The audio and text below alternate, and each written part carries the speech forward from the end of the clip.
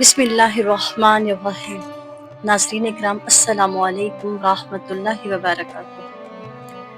آج ہم بات کریں گے اس عظیم ہستی کی جنہوں نے اسلام کو سر بلند کیا، مقدس کو فتح کیا، ایران اور روم کی سلطنتوں کو سنبھال دیا اور پھر اسی راہ میں اپنی جان بھی قربان کر دی۔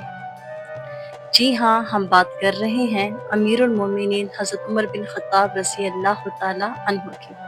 یہ واقعہ محرم الحرام کے آغاز میں پیش آیا جب حضرت عمر فاروق رضی اللہ تعالی عنہ فجر کی نماز پڑھا رہے تھے۔ حضرت عمر رضی اللہ تعالی عنہ روزانہ کی طرح مسجد نبوی میں فجر کی نماز کی امامت فرما رہے تھے۔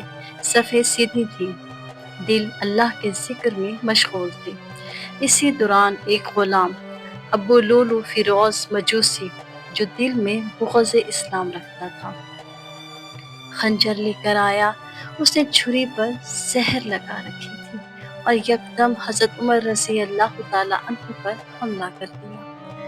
اس نے چھری کے کئی وار کیے جن میں ایک پیٹ کے نچلے حصے میں جا لگا جو جان لیوا ثابت ہوا۔ حضرت عمر رضی اللہ تعالی عنہ گر پڑے، نماز ٹوٹ گئی، صفوں میں ہلچل مچ گئی۔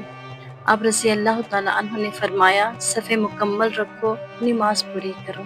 یہ الفاظ اس بات کی گواہی تھے کہ حضرت عمر کے دل میں نماز کی کتنی عظمت تھی، حتیٰ کہ زخمی حالت میں بھی امت کو نماز نہ چھوڑنے کی تلقین کی۔ حضرت عمر رضی اللہ تعالیٰ عنہ کو شدید زخمی حالت میں گھر لایا گیا۔ طبیب نے دودھ پلایا جو زخم سے باہر نکل آیا، تو سب کو یقین ہو گیا کہ اب خلیفہ وقت کا وقت رخصت قریب آ چکا ہے۔ آپ کے چہرے پر درد تو تھا مگر دل میں ایمان کی روشنی، آنکھوں میں آخرت کا یقین اور زبان پر امت کا ذکر جاری تھا۔ آپ نے اپنے بیٹے عبداللہ بن عمر رضی اللہ تعالیٰ عنہ سے فرمایا کہ میرے چہرے کو زمین پر رکھ دو، شاید کہ میرا رب مجھ پہ رحم فرما دے۔ بیٹے نے عرض کیا کہ میرے والد، آپ کے چہرے کو زمین پر رکھنے کی کیا ضرورت ہے؟ حضرت عمر رضی اللہ تعالیٰ عنہ نے فرمایا، تباہ ہو جائے عمر اگر اللہ تعالیٰ نے اس کی مغفرت نہ کی۔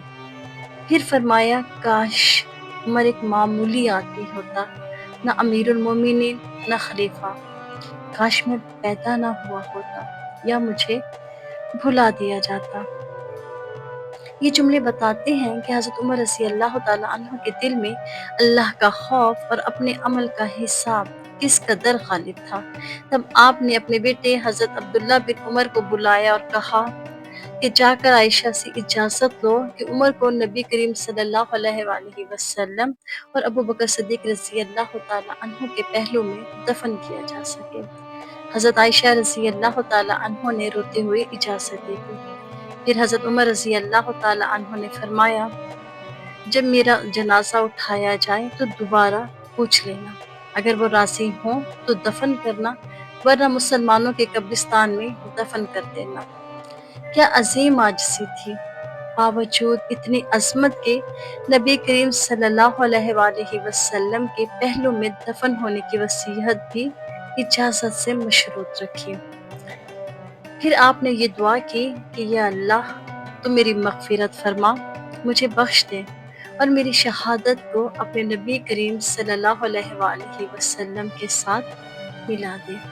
یہ کہہ کر آپ خاموش ہو گئے اور پھر اسی حالت میں آپ کی روح کف سے عنصری سے پرواز کر گئی۔